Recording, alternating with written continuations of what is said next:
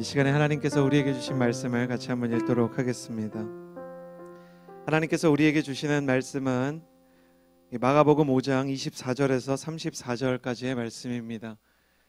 마가복음 5장 24절에서 34절까지의 말씀, 저와 여러분이 한 절씩 교독하겠습니다. 그러자 예수께서 그와 함께 가셨습니다. 많은 사람들이 따라가면서 예수를 둘러싸고 밀어댔습니다.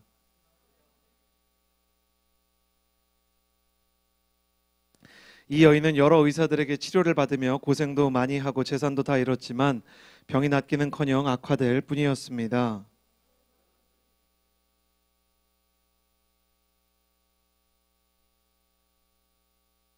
예수의 옷자락만 닿아도 내 병이 나을 것이다 라고 생각한 것입니다.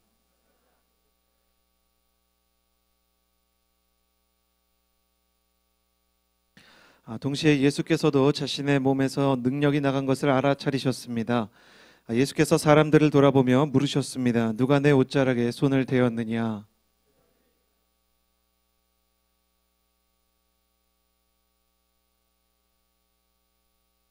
그러나 예수께서는 누가 옷을 만졌는지 알아보려고 둘러보셨습니다.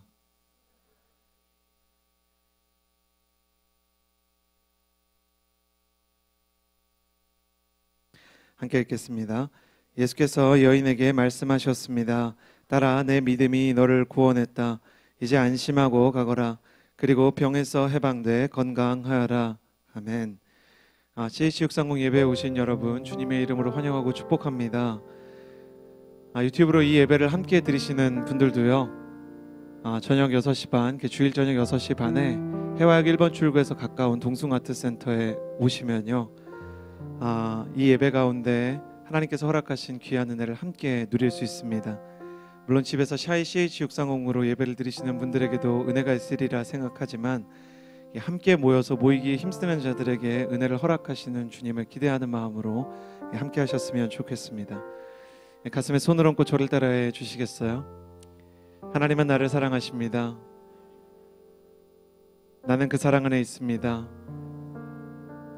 이 시간 말씀 앞에 내 마음을 엽니다. 나는 절대로 이전과 같지 않을 것입니다. 아멘. 내가 연약할 때 찾아와서 내 마음을 강하게 하시는 하나님, 내가 무너질 때 오셔서 나를 일으켜주시는 하나님에 대해서 배우는 헤비멘탈 시즌2 세 번째 시간입니다. 이번 달 주제 말씀을 함께 자막으로 읽어보았으면 좋겠는데요, 매주 읽고 있는 말씀입니다. 시편 31편 24절의 말씀입니다. 함께 읽겠습니다. 시작. 여호와를 바라는 너희 모든 사람들아 담대하라.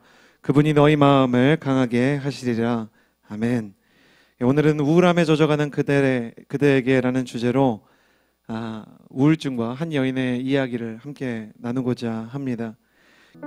거룩하신 주님, 우리 각 사람을 향해 하나님께서 부어주시는 치유의 손길과 은혜의 말씀을 우리 가슴에 양분 삼아 새 은혜와 새로운 하나님의 말씀, 그 새로운 비전의 시작을 경험하는 사람이 되게 해주십시오. 비록 우울증 가운데 빠져있는 사람이 있을지라도 주께서 치료하신 수많은 사람들처럼 그 마음을 고쳐주시고, 사랑하고 사랑받는 일이 두렵지 않으며 사랑받을 수 있는 기회와 스스로의 가치를 확인할 수 있는 계기들을 허락해 주셔서 이 모든 시간을 이겨낼 수 있는 하나님의 은혜의 아침을 경험하게 하여 주시옵소서. 감사를 드리며 예수님의 이름으로 기도드렸습니다. 아멘. 저는 오늘 말씀을 통해 우울감에 젖어가는 우리의 모습을 들여다보고요, 그 우리의 모습을 고치시는 주님의 모습을 또한 살펴보고자 합니다. 오늘 주님을 만났던 사람의 이야기를 좀 나누고자 하는데요, 24절에서 25절, 오늘 예수님을 만난 우울증에 빠져있는 여인이 등장합니다. 함께 읽어보았으면 좋겠습니다. 한 목소리로 같이 읽겠습니다. 시작. 그러자 예수께서 그와 함께 가셨습니다. 많은 사람들이 따라가면서 예수를 둘러싸고 밀어댔습니다. 그 가운데는 혈루병으로 12년 동안 앓고 있던 여인도 있었습니다. 예수님께서 누군가를 고치기 위해서 길거리를 걸어가고 계셨습니다. 예수님이 가시는 곳마다 인산이네, 예수님을 발견한 사람들마다 인스타그램에 해시태그 예수를 보았다, 실화냐, 수많은 사진들을 올리고 있는 상황들이었죠. 가는 곳마다 예수님을 내버려 두지 않았습니다. 어느 곳으로 가시든 인파들이 몰려들었고, 심지어 산 꼭대기까지 찾아와서 예수님의 말씀을 듣고 그분의 치유의 능력과 기적을 보기 원하는 사람들이 수없이 많이 있던 시절이었습니다. 그 인파 사이에 한 여인이 있었습니다. 많은 사람들이 예수님에 대해서 큰 기대와 소망을 가지고 그 얼굴이 빛났던 것과 대조적으로 여인은 밝게 빛나는 전구 가운데 빛을 잃어가는, 수명이 다해가는 전구처럼 생기를 잃어가는 표정을 하고 있었습니다. 그러나 이 여인의 인생이 처음부터 비극적이었던 것은 결탄코 아니었습니다. 여인이 세상에 처음 태어나던 날 온 세상이 웃어줬을 것입니다. 저는 가끔 이렇게 아이가 태어나면 헌화 기도를 하거나요, 아이를 축복할 수 있는 하나님께서 주신 특권을 누리게 되는데요, 목회자로서 아이들을 볼 때마다 얼마나 귀엽고 예쁜지 몰라요. 아이들은 정말로 신기합니다. 생긴 건 다 똑같이 약간 ET처럼 생겼거든요. 뭔가 어딘가 찌글찌글하고 눈도 잘 못 뜨고 사람의 형상을 하고 있지 않은데, 그럼에도 불구하고 하는 손짓 하나하나, 입을 벌리는 모습 하나하나가 너무너무 귀여워요. 이 여인도 아마 그랬을 거예요. 그녀가 처음으로 엄마를 불렀던 날 온 가족이 난리를 피웠을 것입니다. 또 처음으로 걸음마를 떼었던 날은 어땠겠습니까? 많은 사람들이 이 여인의 앞길을 축복했을 것입니다. 그런데 어느 날 갑자기 이 여자아이에게 혈루병이 찾아옵니다. 그녀에게 사고처럼 찾아온 이 혈루병이 그녀의 인생을 송두리째 망가뜨리기 시작합니다. 혈루병이란 자궁에서 시작된 출혈이요, 멈추지 않는 것입니다. 끊임없이 이렇게 하혈이 있는 것이죠. 여자가 하혈을 한다는 것만 해도 그 자체가 얼마나 불편합니까? 이 시기에는 또 이렇게 성가대 가운처럼 통으로 된 옷을 입고요, 기원 1세기 아니겠습니까? 그 사람들이 제대로 된 속옷을 갖추지 못한 시기입니다. 그러니 아무리 긴 옷을 입어도 발등과 이 발목으로 흘러내리는 피를 감출 길이 없어서 사람들이 이 여자가 다 질병을 가지고 있는 것을 알게 되었습니다. 온 동네 사람들이 하나 둘씩 이 여자가 질병을 앓는 것을 알게 됩니다. 당시 유대사회에서 이 질병은 하나님께 범죄한 대가로 받는 영적인 저주를 상징하는 불명예스러운, 수치스러운 질병이었습니다. 여인과 가족들은 이 병을 고치기 위해서 무려 12년 동안 수고했습니다. 그 결과가 어떠했을까? 26절 말씀을 같이 한번 읽어보겠습니다. 26절 함께 읽겠습니다. 시작.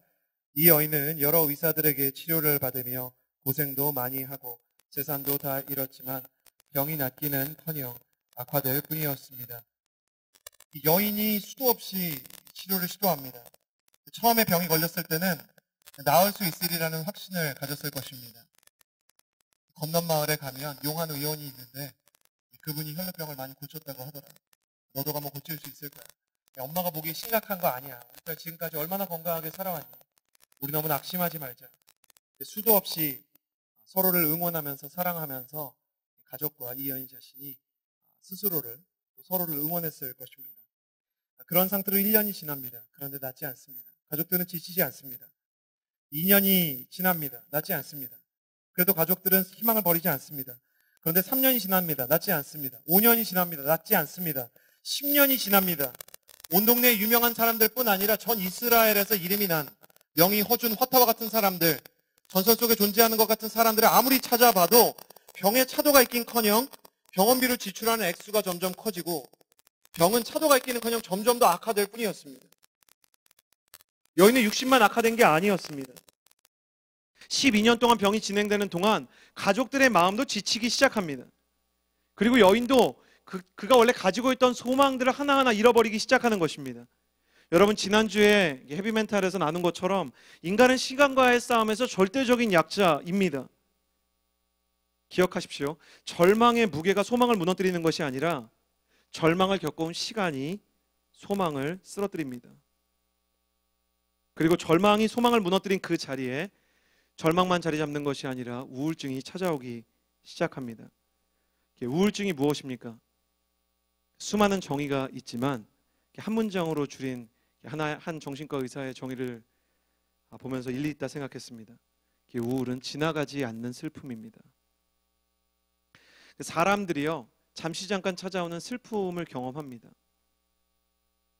보통의 슬픔은 그리고 시간과 함께 서서히 지나가기 시작합니다. 그런데 우울은 시간이 흘러도요, 그리고 그 문제가 다 종결된 다음에도요, 그 자리에 여전히 남아있는 슬픔입니다. 슬픔이 머리 위로 날아가는 새라면 우울은 마음 안에 등지를 둔 새와 같습니다. 그 마음 속에서 시간이 지날수록 더 깊어지는 거예요. 사실은 우울증 테스트를 정확하게 하고 싶으면요, 지난 2주간, 3주간 내 마음이 어땠는지를 좀 살펴보아야 합니다. 사람이 이별을 경험하거나 어떤 상실을 경험하면 순간적인 우울 상태에 빠질 수 있습니다. 어떤 사람이 이별을 한 지 1년이 지나고 2년이 지났는데도 계속 그 슬픔의 상태가 자신을 지배하고 있다면 그것은 사실 우울의 단계로 접어든 것입니다. 여러분은 어떻습니까? 슬픔이 쉽게 여러분을 지나갑니까? 겨울이 지나 봄이 오는 것처럼 여러분은 이 겨울이 지나고 나면 봄이 올 것이라는 기대와 소망을 가지고 계십니까? 우울증과 함께 이 여인을 찾아왔던 불청객 같은 증상들이 있었습니다. 이 여인을 찾아왔던 우울의 증상들을 나눠보고 싶은데요, 첫 번째, 이 여인은 나는 괜찮아 라고 말했을 것입니다. 제 개인적인 묵상이지만 한국 사람들을, 일본 사람들, 중국 사람들은 조금 정서가 다른데요, 한국 사람들과 일본 사람들은요, 괜찮아라는 말을 필요 이상으로 자주 합니다. 계속 괜찮다고 이야기해요. 사람에게 말해도 해결될 것이 아니기 때문에 힘들다고 말하면 더 힘들어지는 것 같아서 사람들이 괜찮다고 말하는 겁니다. 일본 사람들과 한국 사람들의 국민 정서가 좀 연구에 따르면 다르다고 하는데요, 일본 사람들은 자신의 슬픔을 다른 사람들에게 전이시키는 것, 다른 사람들에게 내가 힘들다는 이야기를 하는 것이 폐를 끼치는 것일까 봐 이야기를 하지 못하는 반면, 한국 사람들은요, 그 사람에게 이야기를 해도 그 사람이 내 마음을 헤아려 주지 않을 것이라는 불신 때문에 이야기를 하지 않는다고 합니다. 그래서 억지로 이렇게 슬픈 것을 감추는 거예요. 제가 고등학교 시절에 굉장히 분노에 휩싸여 있는 학생이었어요. 모든 게 웬만한 게 다 마음에 들지 않았어요. 세상도 마음에 들지 않고, 학교도 마음에 들지 않고, 그리고 어른들도 마음에 들지 않고, 교회도 마음에 들지 않고, 심지어 예수님도 마음에 들지 않았어요. 나중에 심리학을 공부하면서 좀 알게 되었던 부분인데요, 이성이 굉장히 강한 사람은 마음이 슬플 때 오히려 분노하게 되는 성향이 있다는 걸 좀 배우게 됐어요. 처음으로 당신의 인생의 분노가 슬픔 때문일 수 있다라는 이야기를 상담학 교수님에게 들었던 그날, 저는 정말 회심한 이래로 그렇게 많이 내 몸에 물이 이렇게 많나 싶을 정도로 울어봤어요.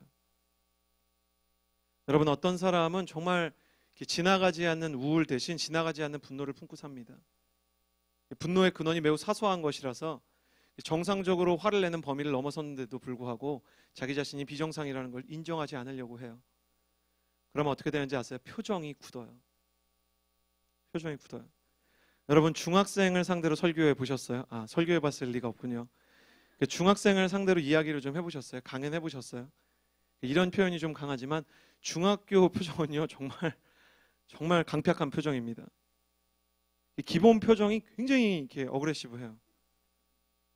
제가 이렇게 무슨 재미있는 이야기를 좀 중학교 채플에 가서 하려고 애를 써봤거든요. 근데 앞에서 제일 앞에 앉아 있는 학생이 저한테 들리게 그러더라고요. 목사님 굉장히 힘들어 보이는데 그냥 정해진 분량만 하고 가세요. 너무 힘들어 보이니까 억지로 웃기려고 하지 말고. 그러는 거예요. 근데 그 아이의 표정을 보는데 일순간 제 안에 분노가 찾아오더라고요. 근데 저 아이가 뭐 하는 아이인지 꼭 알아야겠다.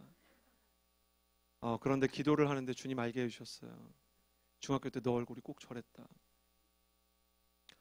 얼굴이 굳은 거예요. 표정이 굳은 거예요. 마음 가운데 이게 해결이 되지 않는 거예요. 센 표정을 짓는 거예요. 괜찮다고 얘기하는 거예요. 이별을 하든 슬픔이 찾아오든 상처를 받든 사람들이 뭐라고 하든 그런 말에 나는 상처받지 않는다. 그러면서요, 누가 나를 미워하면 저 사람이 왜 나를 미워하지를 넘어서 나를 미워할 확실한 이유를 만들어주마. 그러면서 반격을 개시하는 여러 가지 성향들이 있을 수 있습니다. 여인은 괜찮다고 얘기했을 것입니다. 공격 성향에 따라서 어떤 사람은 타인을 공격하지만요, 일부의 경우에는 자기 자신을 공격합니다. 그래, 모든 게 다 내 탓이야. 가령 이런 것이죠. 넌 생긴 게 왜 그러니? 그러면 공격적인 사람은 내가 뭘, 넌 완전, 넌 거울 봤니? 이렇게 얘기할 수 있는 사람이 있는가 하면, 반대쪽으로는 너 얼굴이 진짜 이상하게 생겼다. 그러면 그래, 나도 그렇게 생각해. 그러면서 자기 자신을 공격하는 거예요. 문제의 핵심이 무엇인지를 모르고 계속 빙빙 도는 겁니다. 괜찮아 지나가는 겁니다. 당신이 무슨 말을 해도 괜찮아. 착한 아이 컴플렉스든 아니면 공격적이든 나는 괜찮아 라고 이야기하는 것이죠. 이 괜찮아라는 말은요, 영적으로 트랜슬레이트 번역을 좀 해보면요, 나는 더 이상 소망을 기대하지 않는다는 말입니다. 여기에서 무슨 큰 변화가 일어날 것을 내가 기대하지 않는다는 거예요. 아무리 애를 써도 달라지지 않는 걸 어떡해. 포기하니까 편하더라. 그러니까 그 문제에 대해서 좀 안 물어봤으면 좋겠어. 이제 그 얘기 하고 싶지 않아. 이게 괜찮아라는 말의 뜻입니다. 두 번째 우울의 증상은요, 옥상 달빛의 노래로 준비를 해봤는데 느낄 수 있는 부분이라고 생각이 됩니다. 잠깐 한번 들어볼까요? 아침에 일어나 곱게 정리한 이불을 보며 문득 그런 생각을 했어. 아무도 모르게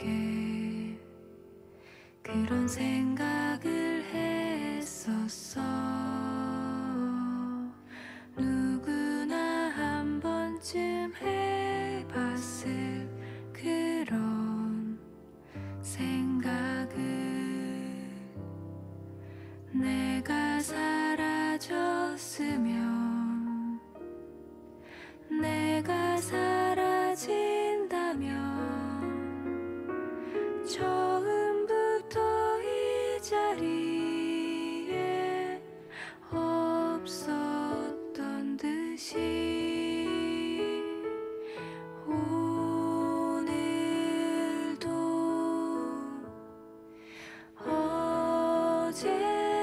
어제처럼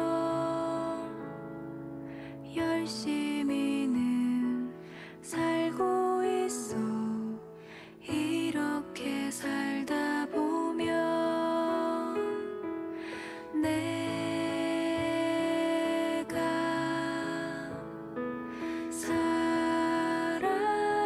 사라지면 안 되는 이유가 생기겠지. 이렇게 살다 보면. 미안해. 아무도 모르게 그런 생각을 했었어. 내가 사라진다면 좋겠다는 생각을.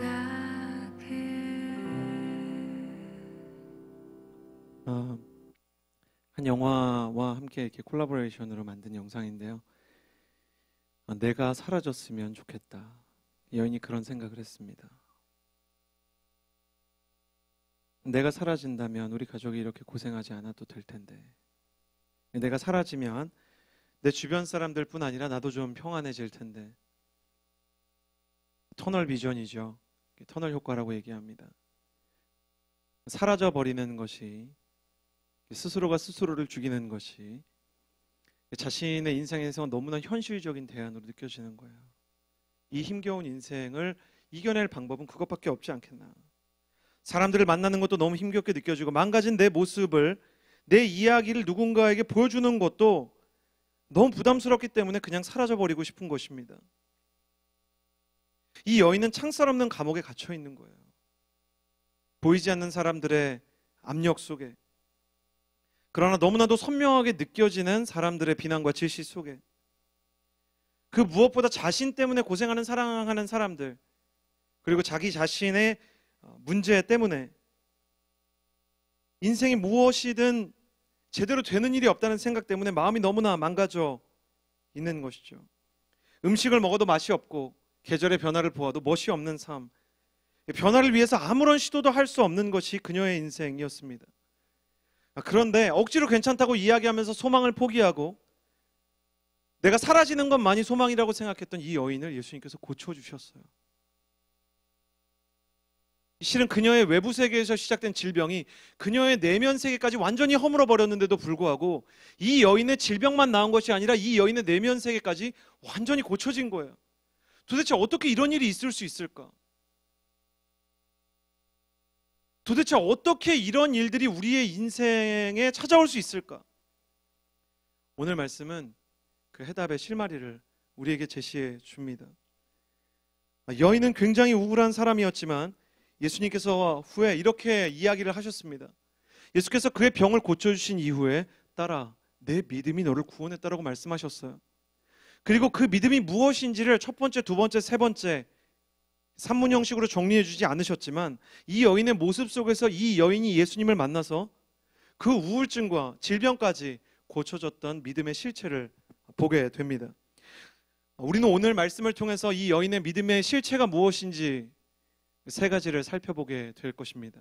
첫 번째, 27절 말씀을 같이 한번 읽어보았으면 좋겠습니다. 27절 같이 읽겠습니다. 시작. 그러던 중 예수의 소문을 듣고 뒤에서 무리들 틈에 끼어들어 와서 예수의 옷자락에, 첫 번째로 이 여인이 가졌던 믿음의 실체가 공개가 됩니다. 이 여인은 사실 치유를 포기한 여인이었습니다. 다시 건강해질 것이라는 기대가 사라진 사람입니다. 그런데 이 여인의 귓가에 예수께서 이 동네를 찾아오신다는 이야기가 들리기 시작합니다. 여러분 오해하지 마십시오. 이 여인이 예수 그리스도에 대해서 온전히 이해한 게 아닙니다. 예수님의 십자가와 예수님의 부활에 대해서 이 여인이 이해한 게 아닙니다. 예수님이 왜 세상에 오셨는지, 또 예수님께서 무슨 일을 하고 계시는지, 산상수훈의 깊이가 어떠한지, 또 예수님께서 제자들과 나누었던 요한복음 13장 이후에 등장하는 다락방 담화나 17장의 대제사장의 기도가 어떠한 하늘의 비밀을 담고 있는지를 여인이 이해한 게 아닙니다. 매우 단순한 이야기였어요. 예수님께서 병든 사람을 고치신다. 그분이 육신이 망가진 사람뿐만 아니라 영혼이 병든 사람까지 고치신다는 소식을 듣기 시작했습니다. 수많은 사람들이 이 소식을 듣고 예수님을 만나기 위해서 나갔습니다. 그러나 이 여인이 나간 것은 다른 것이었어요. 이 여인은 소망을 포기했기 때문에 절망의 자리가 익숙한 사람입니다. 창살 없는 감옥, 자기 방, 벗어나고 싶지 않은 자기 침상이 있는 사람이에요. 그런데 예수님의 소문을 듣고 자기 방 밖으로 나가기로 결정을 합니다. 이게 누군가 보기에 별일이 아니지만 이 여인의 마음속에 기대감이 회복되는 걸 보여줬어요. 사람마다 그 기대감이 표현되는 방식과 수준이 다릅니다. 근데 이 여인이 밖을 향해서 발걸음을 내디는 것은 어마어마한 발걸음이었어요. 마치 암스트롱이 달 착륙에 자신의 발자국을 찍으면서 이것은 한 개인에게 너무나 작은 발자국이지만 인류에게는 그렇지 않다라고 이야기했던 것처럼 이 여인이 발자국을 밖으로 내딛는 것이 다른 사람들이 볼 때는 별것 아닌 발자국이었지만 하나님 나라의 역사에서는 너무나 귀중한 발자국이었어요. 여러분, 하나님의 말씀을 들으면서 사람의 마음속에 기대가 시작되는 것은 대단한 일입니다. 수많은 사람들이 이미 예수 그리스도에 대한 소식을 들었고 앞으로도 들을 것입니다. 그러나 그 이야기를 듣고 기대하는 사람과 그 이야기를 들었는데 기대하지 않는 사람이 있다는 것 또한 신비한 일입니다. 심지어 교회를 나왔지만 종교적인 이유 때문에 단지 교회에 나와서 말씀을 듣는 사람에게는 말씀에 대한 어떠한 기대감이 없습니다. 사실상 그는 말씀을 듣고 있지만 성경이 기록한 바 듣기는 들어도 그들의 마음이 듣고 있지 않다라고 이야기하는 그 상태 그대로입니다. 그런데 어떤 사람은요, 교회를 나온 지 얼마 안 됐어요. 심지어 2018년에 교회를 나오기 시작했어요. 그런데도 말씀을 듣는 게 너무 기대가 되는 거예요. 저는 오늘 이 공동체에서 커플로 왔다가 이제 결혼을 하게 되는 커플과 점심 식사를 같이 했어요. 놀랍게도 결혼을 하시는 예비 신부는요, 오랫동안 교회를 다녔는데 예비 신랑은 교회를 전혀 안 다녔던 인물이에요. 그 집안 전체에 그 크리스천이 아무도 없어요. 본인만 크리스천이에요. 근데 저를 보고 굉장히 친하고 가까운 느낌을 받는데요. 왜냐하면 차로 다니면서 너무너무 설교를 많이 들어갔고 저랑 친하다는 착각을 하게 된다는 것이죠. 네, 친하지 않다는 건 아니고요. 여기 와 계시기 때문에 저희는 친해지고 있어요. 그런데 들으면서 그 말씀이 이해가 되고 기대가 된다는 거예요. 하나님께서 저를 통해서 하는 설교지만 제일 놀라는 사람은 저입니다. 저는 저에게 그런 능력이 없다는 걸 잘 알고 있습니다. 저와 가까이 살았던 사람들, 때로는 제가 정말 돕기 원하는 사람들에게 제가 아무리 예수님의 이야기를 해도 그것이 그들에게 기대감과 소망을 주지 못하는 때가 얼마나 많은지, 너무 위대하고 특별한 사람이 있어서 하나님이 그 사람을 쓰시는 것이 아니라 하나님의 말씀을 기대감으로 받는 사람이 있더라는 것을 배우게 돼요. 여러분은 여러분의 마음을 볼 때, 말씀을 듣고 말씀을 읽을 때 어떤 컨디션으로 받고 듣고 있습니까? 나는 여러분이 말씀을 듣는 사람을 넘어서 말씀을 담을 수 있는 그릇이 되기를 주님의 이름으로 축복합니다.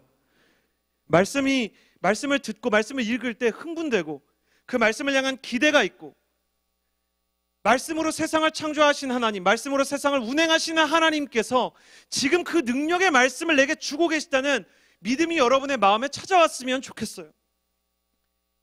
사랑하는 여러분, 성경은 말씀과 성령을 때로는 물에 비유합니다. 성경 말씀이 생명수와 같다는 것이죠. 이것은 이중적인 메시지입니다. 물이 있으면 사람이 살 수 있다는 의미가 있지만 한편으로는 물을 담을 그릇이 필요하다는 거예요. 이 믿음이라는 단어는 그 자체로 휘포스타시스라는 단어입니다. 많은 단어 중에 한 단어죠. 믿음을 표현하는 단어 중에. 그것은 받침대 혹은 그릇이라는 단어입니다. 하나님께서 사람에게 무언가를 주고 싶어도 그 사람이 믿음의 그릇, 믿음의 받침대를 준비해야 된다는 거예요. 어떤 영적인 리더가 이야기한 것 같이 우리의 기대감은, 영적인 기대감은 건물의 철골 구조와 같습니다. 건물이 그 철골 구조를 넘어서서 석재로, 마감재로 그 건물을 증축할 수 없듯이 하나님은 우리의 기대감 위로 하나님의 응답의 건물을 쌓아 올리시는 거예요. 여러분, 말씀을 듣고 우울증에 빠져있고 상실감에 빠져있던 한 여인이 자신의 인생에 대한 소망을 회복하기 시작했습니다. 사람의 말에 달려있는 것이 아니고, 사람의 전달력이나 유머에 달려있는 것이 아니고, 하나님의 말씀 그 자체가 가지고 있는 능력을 경험할 수 있다면, 그 기대감을 회복할 수 있다면, 거기서부터 여러분을 붙잡고 있는 모든 어두움의 세력, 여러분의 마음 가운데 둥지를 틀고 있던 우울의 새들이 날아갈 수 있다는 거예요. 나는 여러분의 마음 가운데 다시 한번 말씀을 향한 기대감과 설레임과 소망이 생기게 되기를 주님의 이름으로 축복합니다. 하나님의 말씀을 듣는 귀가 열리게 될지어다. 여러분 기억하십시오. 저를 따라해 주시겠어요? 거룩한 인풋이 거룩한 아웃풋을 낳는다. 여러분, 거룩한 인풋이 있어야 돼요. 그 인풋, 말씀의 그 입력이 있어야 소망의 출력이 나오게 돼 있어요. 여러분, 들어야 말할 수 있습니다. 들어야 언어를 구사할 수 있고, 들어야 언어 가운데 있는 문화를 이해할 수 있어요. 하나님의 말씀 안에 들어있는 영적인 세계의 문화가 있습니다. 영적인 세계의 그래머가 있고, 영적인 세계의 법칙이 있어요. 나는 여러분이 정말 그걸 발견했으면 좋겠어요. 하나님의 말씀 안에 능력이 있습니다. 여러분, 들을 때마다 아멘하고, 들을 때마다 기대되고, 들을 때마다 그 말씀을 향한 열정을 다시 회복할 수 있는 사람이 되기를 주님의 이름으로 축복합니다. 여인은 그 마음을 회복했어요. 그리고 잘 알지도 못하는 예수님의 소식을 따라 자신의 발걸음을 옮겨야 된다는 마음을 가지게 되었어요. 진지하게 축복합니다. 영상을 통해서, 이 유튜브를 통해서 예수님에 대한 이야기를 듣지만 교회에 대한 상처 때문에, 가정에 대한 상처 때문에 다시는 교회에 나가지 않겠다고 생각하는 분들이 많다는 것을 알고 있습니다. 제가 교회의 대표는 아니지만 정중하게 사과를 드리고 싶습니다. 이 영상을 통해 마음이 무너지고 또 정말 다시 한번 교회와 예배의 자리를 사모하고 싶은 마음이 드신다면, 혈루병에 걸려있던 여인처럼 여러분의 보이지 않는 감옥 밖으로 나오세요. 예수님께서 당신을 기다리고 계시기 때문입니다. 나는 언젠가 당신도 이 자리에서 다른 사람들과 함께 찬양하며 기도하는 그 예배를 회복하는 사람이 되었으면 좋겠습니다. 우리는 그때까지 하나님께서 허락하신 예배의 자리를 지키고 있겠습니다. 두 번째 27절에서 28절의 말씀 같이 읽겠습니다. 시작. 그러던 중 예수의 소문을 듣고 뒤에서 무리들 틈에 끼어들어 와서 예수의 옷자락에 손을 댔습니다. 예수의 옷자락만 닿아도 내 병이 나을 것이다 라고. 여인의 첫 번째 믿음이 예수의 소문을 듣고 기대감을 회복한 것이었다면, 두 번째 여인의 믿음은요, 작은 행동의 변화를 일으킨 것이었어요. 상처가 드러난 이후에 믿음이 생긴 여인은 예수님을 꼭 만나야 되겠다는 열망에 사로잡혔습니다. 믿음은 이렇게 사람을 움직이는 힘이 있어요. 새로워질 것이다. 기대가 된다. 내가 지금 저기로 가야 된다. 오늘 하나님이 어떤 일을 하실까 신이 나고 마음이 두근거리기 시작했던 거예요. 여인의 집 근처로 예수님이 다가올수록 기대가 커집니다.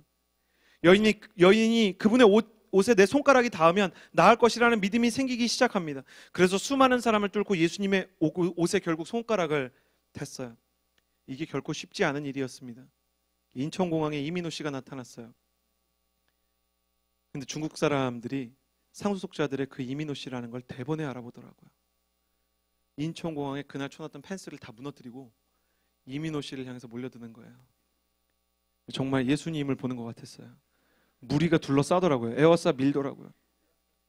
중국 분들이 정말 너무 감사한 것이요, 저는 그 모습 속에서 이 모습을 이해할 수 있게 되었습니다. 이민호 씨가 가야 될 길로 갈 수가 없어요. 이리로 저리로 치이고요. 사람들이 이민호 씨 머리카락을 막 뽑으려고 하는 거예요. 결국 공항 경찰이 등장해가지고요, 그 모든 상황을 이렇게 정리하고 진압하는데도 불구하고요, 그래도 나는 이민호의 옷자락에 손 한 번 대야 되겠다, 그런 사람들이 있더라고요. 이 여인은 혈루병을 앓고 있습니다.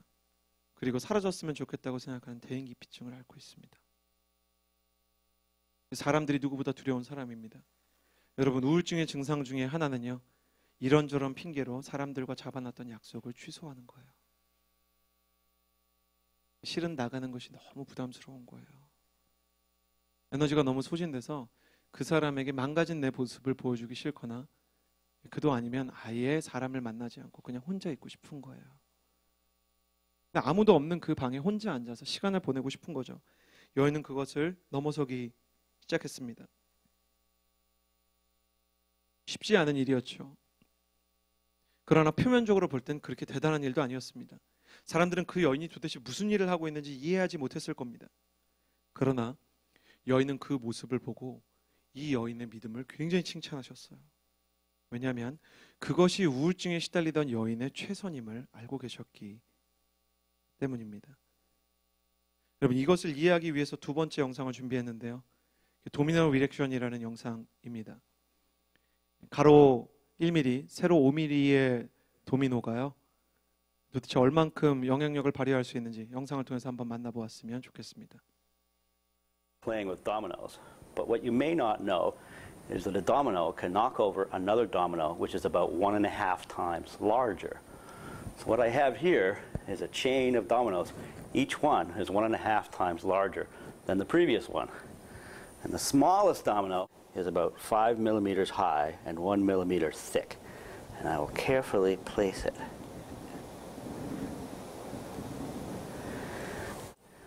And there are 13 dominoes. And the largest domino, 가로가 1mm, 세로가 5mm짜리 it 작은 weighs about 도미노고요. 100 pounds. And it's 저거는 more than a meter 49kg짜리 tall. 도미노입니다. 13개가 있고요. Ready?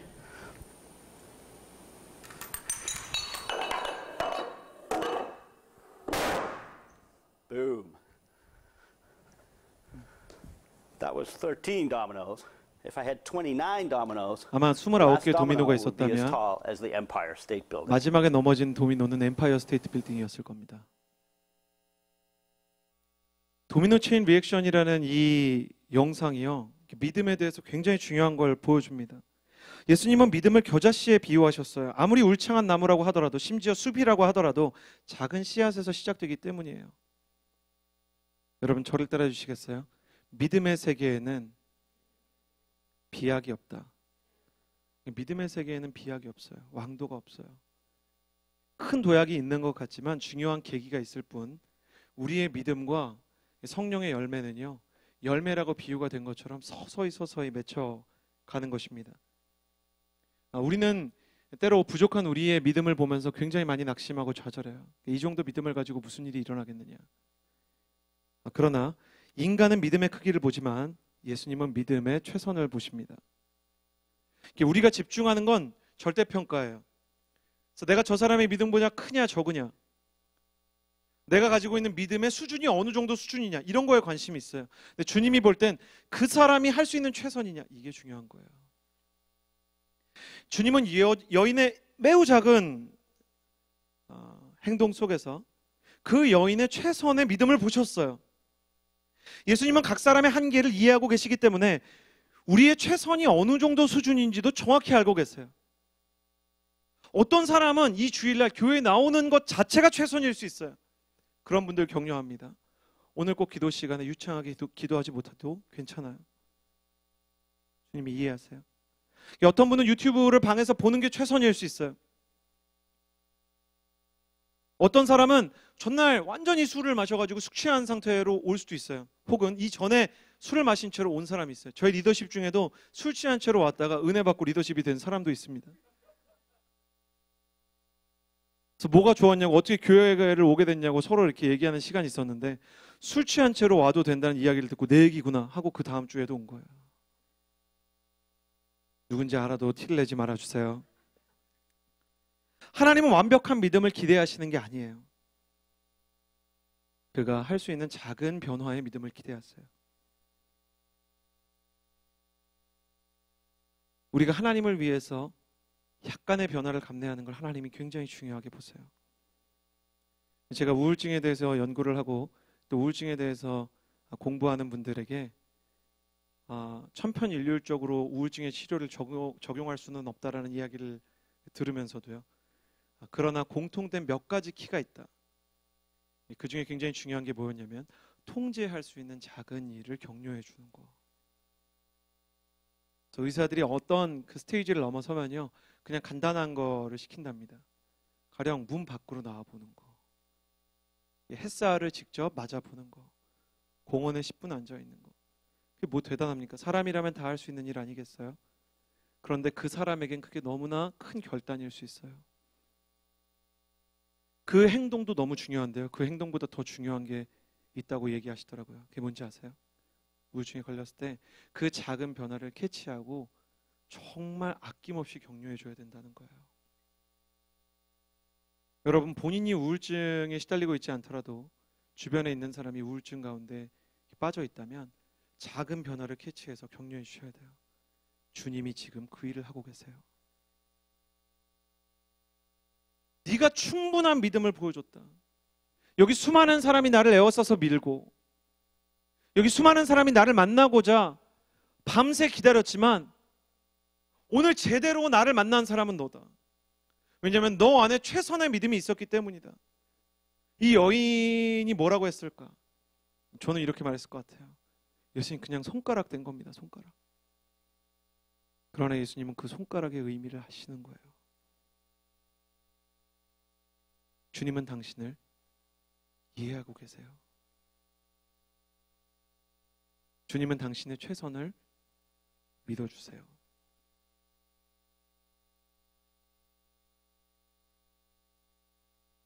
제가 예수님을 믿고 공부를 하려고 자리에 앉았습니다. 제가 중학교 1학년 때 수학을 포기한 수포자였거든요. 저는 고등학교 2학년 중반에 X축이 가로고 Y축이 세로인 거를 처음 알았어요. 고등학교 2학년에 그걸 알았다면 도대체 가야 될 길이 얼마나 심각하겠어요. 완전 첩첩삼중이죠. 근데요, 예수님을 믿기 때문에 설교 중에 그런 걸 들었어요. 비전의 사람은 좋아하는 일만 할 수가 없다. 싫어하는 일도 하나님이 원하시는 것 같으면 해야 된다. 수학 교과서를 펼쳤는데요, 제가 굉장히 큰 용기를 제 스스로 냈다고 생각하는 날입니다. 고등학교 2학년 자습 시간에 중학교 1학년 수학책을 펼쳤어요. 그게 얼마나 창피했는지 모릅니다. 제가 이렇게 고집이 센 아이였기 때문에 이렇게 저를 함부로 막 비웃거나 놀리지 않았지만 모든 사람이 저를 쳐다보고 있는 것 같았어요. 자습 시간에 누가 남이 뭐 공부하는지 보겠어요. 근데 그냥 느낌이 그렇더라고요. 그 책을 가방에서 이게 꺼내야 되나 말아야 되나를 한참을 고민했어요. 무슨 마음인지 아시겠어요? 그거를 꺼내는데 기도했어요. 하나님이 원하시는 거라고 생각하고 꺼냅니다. 근데 이 설교를 준비하고 설교를 이야기하는 이 시간에 지금 방금 그게 생각났어요. 이 이야기를 해줘라. 그게 그 당시 너의 최고의 믿음이었다. 그 중학교 교과서를 펼치고 그 창피함을 무릅쓰고 이제 공부를 시작해야 되겠다. 그리고 나서 제가 기도했던 게 기억나요. 하나님 정말 모르겠어요. 수학책은 왜 그런지 모르겠어요. 수학책만 보고는 이해가 안 가요. 누군가 설명을 해줘야 되는 거예요. 과외를 하는 교회 형이 있었거든요. 교회 형이 과외를 해줬어요. 그 형도 제가 과외를 제대로 받을 거라고 생각하지 않았는데 제가 열심히 공부를 하니까 약간 놀랐었어요. 중학교 수학책을 보니까요, 이 형이 정말 낙심하더라고요. 어디서부터 너를 가르쳐야 되는지. 어머님이 원하시는 건 중간고사 성적인데 중간고사는 고등학교 2학년이 시험범위고 네가 배워야 되는 건 중학교 2학년이다. 근데요, 하나님이 용기를 주셨어요. 형 그래도 가르쳐주세요. 저는 수학능력 시험에서요, 다른 과목들을 상당히 잘 본 편인데 수학은 반타작밖에 못했습니다. 근데 아직도 그걸 믿음의 증거처럼 생각합니다. 왜냐하면 예수님이 계시기 때문에 한 번 포기하면 다시는 배울 수 없다고 사람들이 말하는 수학에 도전할 수 있었기 때문이에요. 참 별일 아니죠. 학생이라면 당연히 수학해야 되는 거 아닙니까? 그러나 하나님은 그걸 너무너무 기뻐하셨어요. 저는 위트 있으신 하나님께서 혹 내가 천국에 들어갈 때 중학교 이렇게 수학책을 이렇게 보관하고 계시지 않을까 생각합니다. 여러분의 최선이 남들의 그것과 비교해 너무 초라합니까? 여러분의 믿음이 남들의 깊이와 비례해 너무 얕습니까? 나는 모태신앙이고 10수년을 교회에 다녔지만 내 안에 예수 그리스도에 대한 진짜 확신과 진정한 경험이 없다는 것에 눈물을 흘리고 계십니까? 주님은 그런 걸 중요하게 생각하지 않으십니다. 네가 오늘 할 수 있는 매우 작은 행동을 해라. 만약 이번 주 한 주 동안 단 한 번도 진지하게 기도하지 않았다면 주님, 내가 아무 말이나 일단 기도를 하기 위해서 입을 떼었습니다. 거기까지만 가셔도 돼요. 주님은 안 되는 걸 말씀하지 않으세요. 안 되는 건 다 주님이 하세요. 그리고 내가 너무너무 작은 변화의 행동을 하기 시작할 때 너 여기까지 온 거 너무 잘했다 말씀하세요. 혹시 이 자리에 오랫동안 신앙을 잃어버리고 예배에 대한 아무 기대가 없었지만 사랑하는 연인, 친구, 가족에 의해서 이 자리에 오신 분이 있다면 축복합니다. 당신은 억지로 끌려온 것 같지만 당신이 억지로 끌려온 모양새로 동행해 준 것만으로도 하나님은 그것을 당신의 최선의 믿음으로 보실 거예요. 나는 그 믿음을 하나님이 보석처럼 정금처럼 귀하게 보실 거라고 생각합니다. 겨자씨만한 작은 씨앗에서 울창한 수풀이 시작되듯이 작은 한 걸음에서 천리길의 완주가 있을 수 있듯이 하나님은 당신의 작은 행동을 결코 무시하지 않으십니다. 마지막 세 번째 33절에서 34절의 말씀을 같이 한번 읽어보았으면 좋겠습니다. 33절에서 34절 같이 읽겠습니다. 시작. 그러자 자기에게 일어난 일을 알고 있는 이 여인이 와서 예수의 발 앞에 엎드려 두려움에 떨면서 사실대로 말했습니다. 예수께서 여인에게 말씀하셨습니다. 딸아, 내 믿음이 너를 구원했다. 병에서 해방돼 건강하여라. 여인이 마지막으로 예수님께 보여주었던 태도는 내가 이 병에서 나을 수 있다는 믿음을 가졌던 것입니다. 나는 여러분에게 불편한 질문을 던지고자 합니다. 당신의 삶이, 당신의 마음이 달라질 수 있다는 믿음이 있습니까? 신앙생활을 오래 한 사람은 기도도 오래 하는 법을 배울 수 있습니다. 그러나 오래 기도한다고 해서 자신이 기도하는 내용을 다 믿는 것은 아닙니다. 신앙생활을 오래 한 어머니가 몇 시간째 남편을 위해서 기도하고도 막상 남편이 집으로 돌아오면 저 인간은 안 변해라고 생각할 수 있어요. 신앙생활을 오래 한 자녀가 부모님이 싸우는 걸 보면서 아무리 기도를 해도 저게 실제로 변하지 않을 거라고 생각할 수 있어요. 그리고 내가 겪고 있는 이 감정적 결핍과 외로움, 우울과 절망이 사라지지 않을 거라는 낙심을 가질 수도 있습니다. 그러나 만약 하나님의 말씀을 듣고 또 작은 행동의 변화를 경험하면서 주님, 내 믿음이 겨자씨 같지만 여기 있습니다 라고 말할 수 있다면 그 믿음으로부터 치유와 변화가 시작된다는 것을 주님은 알려주고 싶으셨어요. 주님은 이 여인을 고치고 계시는 것을 넘어 오고 오는 세대를 바라보고 계십니다. 앞으로 이 여인처럼 창살 없는 감옥에 갇혀서 자기 자신의 인생은 나아질 수 없다고 생각하는 사람들, 1년이든 2년이든 5년이든 12년이든 38년이든 변화되지 않는 상황에 문 앞에서 번번이 좌절하면서도 그래도 주님 이 문을 열어달라고 노크할 수 있는 사람들, 하나님은 그 사람들의 말씀을 통해서 응원하고 계세요. 그리고 부르고 계십니다. 믿음은 여전히 변화의 열쇠예요. 믿음을 통해서 하나님은 역사하세요. 믿음은 기적의 그릇이고 그것이 작은 믿음이라 할지라도 최선의 그릇이라면 주님은 부족함 없이 채워주시겠다 약속하고 있는 거예요. 그러면 믿음이 없을 때는 어떻게 해야 될까요? 내가 믿음이 너무 없는 것 같다. 그런 때는 이야기하면 돼요. 정직하게. 하나님, 믿음이 없습니다. 그래서 믿음이 없는 사람도 예수님은 거절하지 않으세요. 하나님, 내가 믿음이 없습니다. 귀신 들린 아이를 예수님께 노심초사하는 마음으로 동분서주에서 데려온 아버지가 그 아들을 예수님께 막상 맡겨드리고는 예수님께서 그의 눈을 바라보시면서 물었을 때 동공이 흔들리고 마음이 무너져 내립니다. 질문은 단순했어요. 내가 이 아이를 고칠 것을 믿느냐?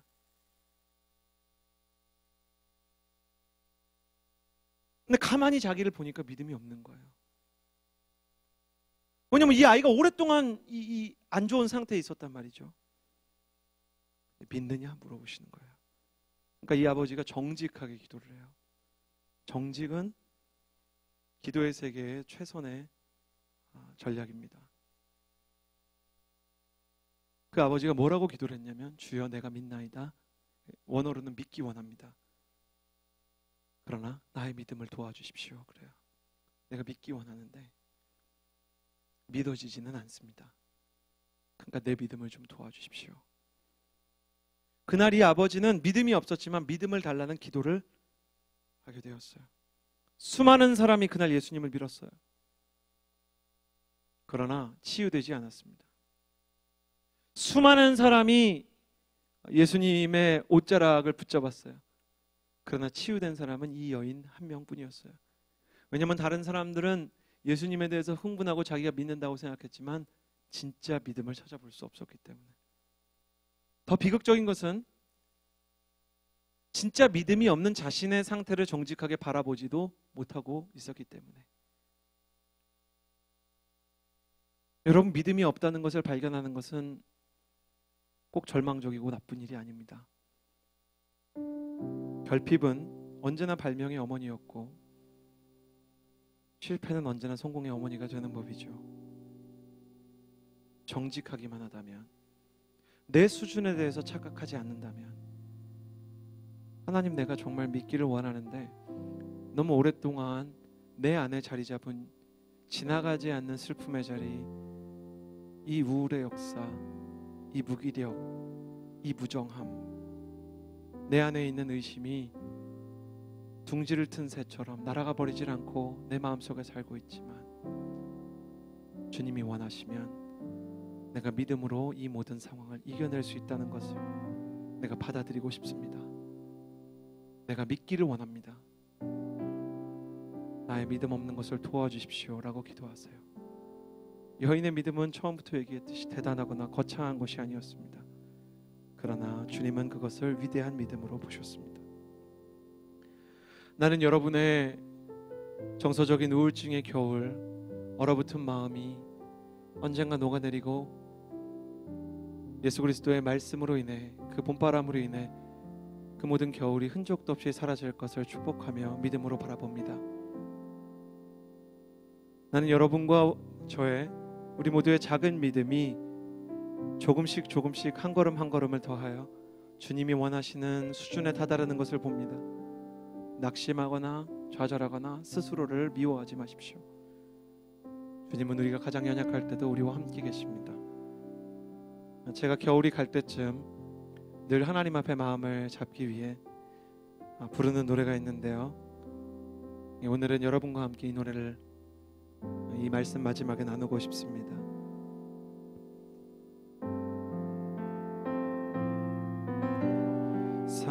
산골짜기 여기저기 봄의 향기가 겨우내 숨어있던 산새들의 노래 들리고 산등성이 하얀 눈은 이제 보이지 않고 이것이 우리 주님 약속하신 봄의 모습 아닌가. 내가 염려했던 지난 날들과 영원히 계속될 것만 같았던 추운 겨울은 주님의 약속대로 흔적도 없고 내 하나님 행하신 일 만물이 찬양하누나. 내가 염려했던 지난 날들과 영원히 계속될 것만 같았던 추운 겨울은 주님의 약속대로 흔적도 없고 내 하나님 행하신 일 만물이 찬양하누나.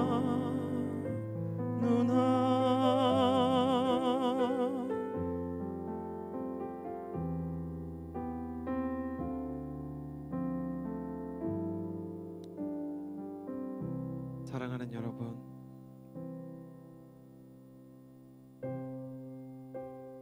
여름의 나무가 따뜻할 때는 그 길이를 높이 올리지만 겨울의 날이 추워 나무가 성장할 수 없을 때 나무는 그 밀도를 단단하게 한다고 합니다. 사람들이 나이테와 나무의 비밀을 연구하기 전까지 알 수 없었던 이미 비밀 속에 이 겨울을 향한 하나님의 뜻이 있습니다. 지금 내게 아무 도움도 되지 않는 것 같은 떠나지 않는 슬픔의 우울한 자리에서 우리는 더욱 단단한 보이지 않는 믿음의 성장을 경험하게 될 것입니다. 무엇보다 나의 가장 연약한, 어찌 보면 보잘것없는 믿음의 결정을 가장 귀한 것으로 보시는 하나님께서 당신의 가장 연약한 부분을 가장 큰 믿음으로 인정하고 격려하고 계십니다. 그래서 그 마음으로 여러분을 초청합니다. 이 시간 주님, 내가 믿음으로 일어납니다. 내가 믿음으로 다시 한번 나의 자리를 딛고 일어나 나와 내 가정을, 내 인생을 이 슬픔으로부터 온전히 치유해 주실 것을 믿으며 다시 사랑을 두려워하지 않고 사랑에 도전하고 사랑을 받는 것도 하는 것도 너무 자연스러운 하나님의 사람이 되기를 원합니다. 내가 나의 다리를 일으키는 것으로 하나님 앞에 내 마음을 표현합니다 하시는 분들 초청합니다. 여인이 그의 방을 걸어 나와 손가락을 댔던 것처럼 그 자리에서 좀 일어나 주시겠어요? 하나님, 내가 나의 무릎을 펴는 것으로 내가 본래 이러한 행동을 잘 하지 않지만 내 마음과 내 믿음을 표현합니다. 내가 자리에 일어나는 것으로 나의 작은 변화를 일으킵니다. 주님, 나의 마음을 만져주시고 나의 영혼을 주님께서 고쳐주시옵소서. 옆 사람을 보지 마십시오. 당신을 고치는 것은 옆 사람이 아니라 당신을 부르시는 예수 그리스도이기 때문입니다. 이 시간 기도할 때 이렇게 기도합니다. 주님, 내가 믿고 싶은데 믿어지지를 않습니다. 내 가정이 변할 것에 대한 소망이 없는 것은 아닌데 너무나 희미해져서 차라리 절망에 적응하고 싶은 유혹을 받습니다. 그래도 나는 다시 한번 기도합니다. 내가 믿기를 원하나 믿어지지 않는 그것을, 나의 변화를, 내 가정의 변화를, 그리고 나의 믿음의 성장을 위하여 다시 한번 기도합니다. 내가 믿기를 원하나 믿어지지 않는 연약함이 있사오니 주여 나의 믿음을 도와주시옵소서. 이 시간 그 마음을 주께 드리며 주여 한번 부르짖고 간절히 기도하며 나아갑니다. 주여!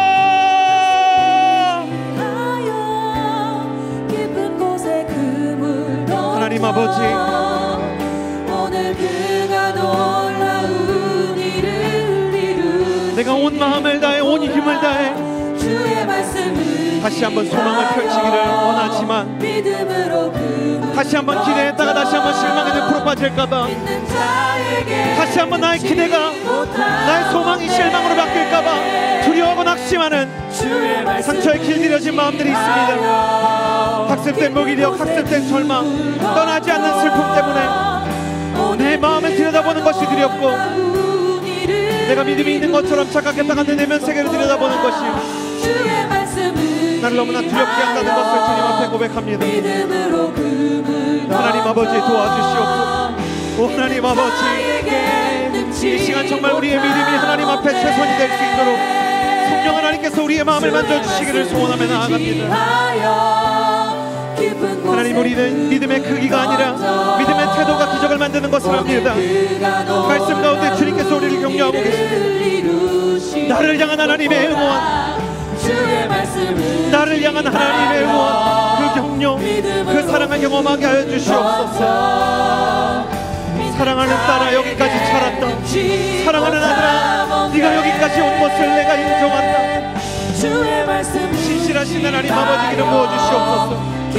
신실하신 하나님 아버지, 우리의 병든 마음과 깨어진 마음을 고쳐주시옵소서. 그가 놀라운 일을 이루시는 것 보라. 주의 말씀을 의지하여 믿음으로 하나님의 말씀을 향한 기대감이 회복되게 하여 주시옵소서. 믿는 자에게 능치 하나님께서 우리에게 주시는 온전한 말씀을 향한 기대감으로 나아가게 하여 주시옵소서. 오 하나님 아버지, 만져주시고 오 하나님 아버지, 새롭게 하여 주시옵소서. 하나님 아버지, 우리 각 사람의 마음 가운데 연약함과 깨어짐과 상함과 상실이 있다면, 하나님 떠나지 않는 슬픔과 아픔의 자리들이 있다면, 하나님 그 모든 것을 주께서 고치시고 만지시는 것을 경험하게 하여 주시옵소서. 주의 말씀을 의지하여 깊은 곳에 금을 던져 오늘 그가 놀라운 일을 이루시는 것 보라. 주의 말씀을 의지하여 믿음으로 금을 던져 믿는 자에게 능치 못함 없네. 이 시간에 기도하며 나아갈 때 다시 내 인생에 대한 기대감이 회복되게 하여 주시옵소서. 다시 기뻐할 수 있는 마음이 회복되게 하여 주시옵소서. 하나님, 말씀을 들을 때 내 마음이 뜨거웠던 그 시기처럼 우리 각 사람을 향한 하나님 아버지의 말씀이 내 마음을 진동시키는 성령의 역사를 경험하게 하여 주시옵소서. 또한 이 공동체를 위해서도 기도합니다. 하나님, 안주하지 아니하고 지난날에 하나님께서 부어주신 은혜에 그것에 의존하지 아니하고 하나님, 새로운 마음으로 이 공동체가 하나님의 말씀 앞에 서게 하여 주시옵소서. 지금까지 나를 이끄신 하나님의 말씀이 아니라 여전히 살아계시고 나를 이끌어가실 말씀에 내 마음을 열고 겸손하고 낮은 마음으로 주님의 말씀 앞에 무릎 꿇고 주님의 말씀을 향해 소망과 기대를 가진 사람이 되게 하여 주시옵소서. 내 인생의 기대감을 구하며 말씀을 향한 소망과 기대함을 구하며 주여 한번 부르짖고 간절히 기도하며 나아갑니다. 주여!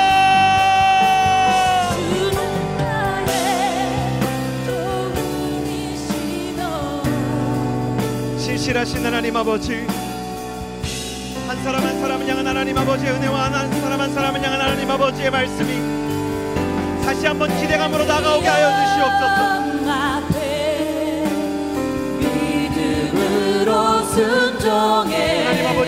한 사람 한 사람의 마음과 또 그 마음 가운데 필요한 기대감을 허락하여 주시옵소서.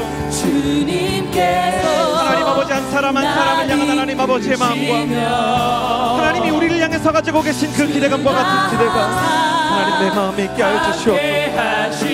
하나님 나는 그동안 내 인생을 향한 기대감을 상실했습니다. 하나님 그동안 내 인생을 향한 하나님 아버지의 음성을 그 기대감에 조율되지 않은 인생을 살아왔습니다. 하나님 아버지께서 우리의 마음과 우리의 생각과 우리의 생명을 주관하여 주시기를 소원합니다. 주는 나의 도우시며 아버지 하나님 우리 한 사람 한 사람을 향한 하나님 아버지의 마음이 무엇인지 우리를 향한 하나님 아버지의 기대감이 무엇인지 알고 당신의 기대감이 나의 기대감이 되게 하여 주시옵소서.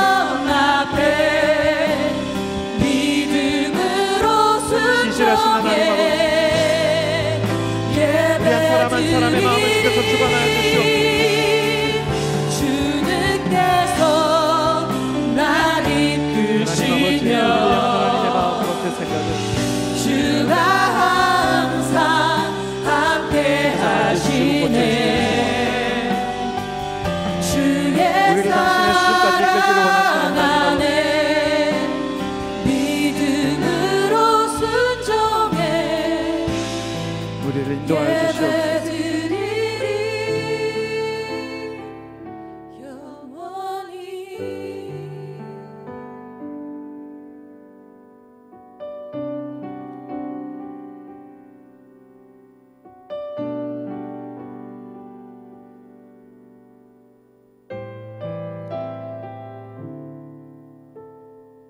사랑하는 여러분,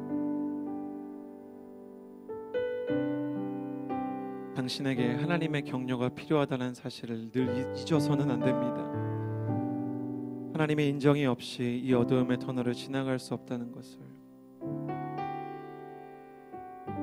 우리가 우리 마음 가운데 반드시 기억해야 합니다.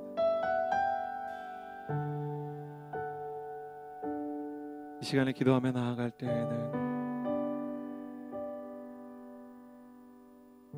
크지 않게 기도해도 좋습니다. 하나님 나는 당신이 너무나 필요합니다. 어미의 젖을 기다리는 아이처럼 내가 당신이 내게 주실 양식과 당신이 내게 주실 사랑의 굶주린 사람입니다. 주님께서 말씀하셨습니다. 의에 줄이고 목마른 자는 복이 있나니 저희가 배부를 것이며 당신의 사랑과 당신의 마음으로 우리를 채워주시옵소서. 잠잠히 기도하며 나아갑니다. 기도하겠습니다.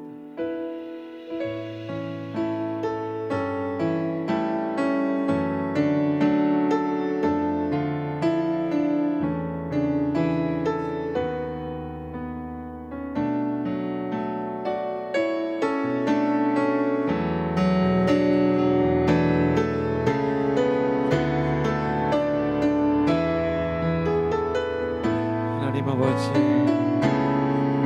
내 마음속에 찾아오 이 모든 문제를 나의 힘으로 이겨낼 수 없음을 고백합니다.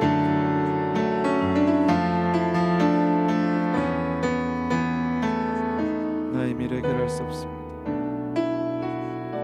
하나님의 은혜와 자비가 필요합니다. 나는 정말로 당신이 필요합니다.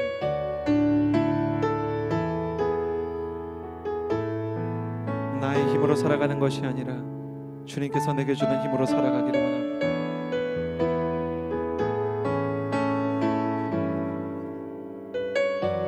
우리의 마음을, 우리의 생각을, 우리의 생명을 주께서 주관하여 주시고 새롭게 하여 주시옵소서.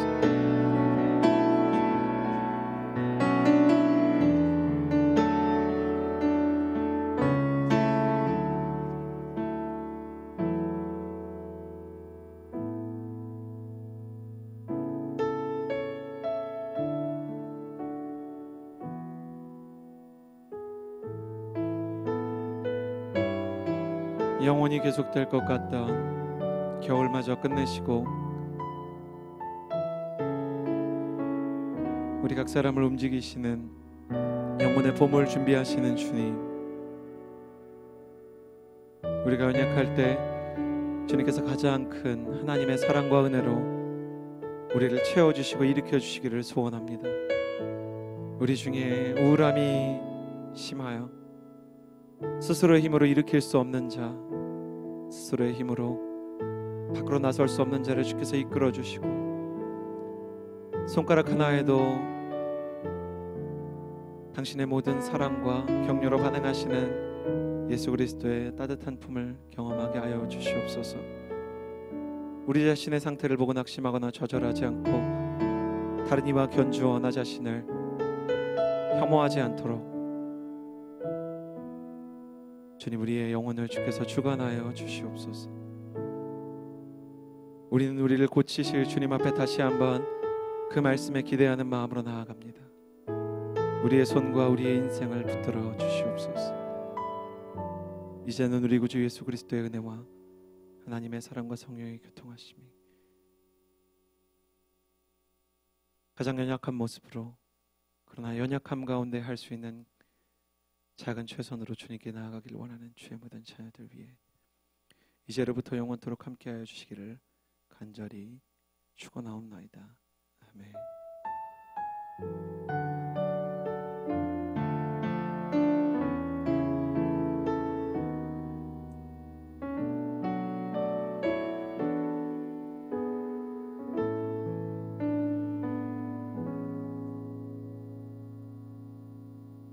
네.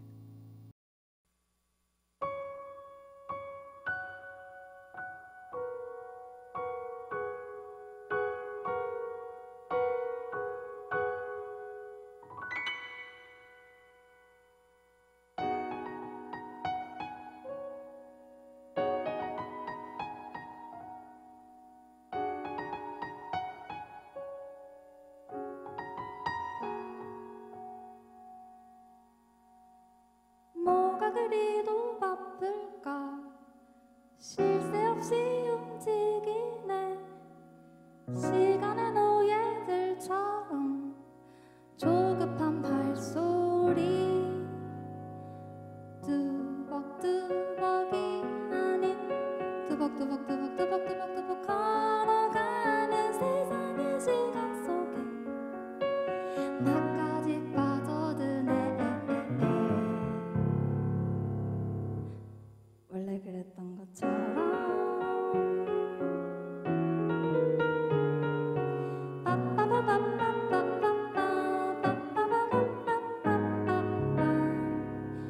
건드리면 안 될 듯한 날카로운 눈빛들과 서로를 향해 불신해. 어떻게 된 걸까? 어차피 시간은 가고 모든 건 사라질 거야. 지금도 우리 곁에서 숨 쉬고 있는 이 순간 놓치지 말자. 흘려보내지 말자. 놓치지 말자. 흘려보내지 말자. 뚜벅뚜벅뚜벅뚜벅 세상을 거슬러 살고 싶네.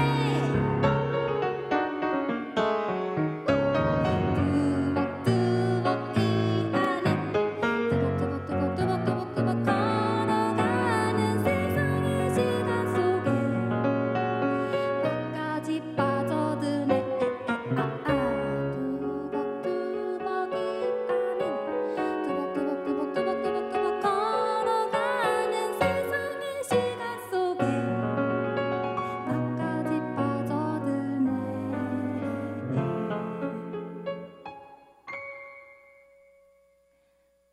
원래 그랬던 것처럼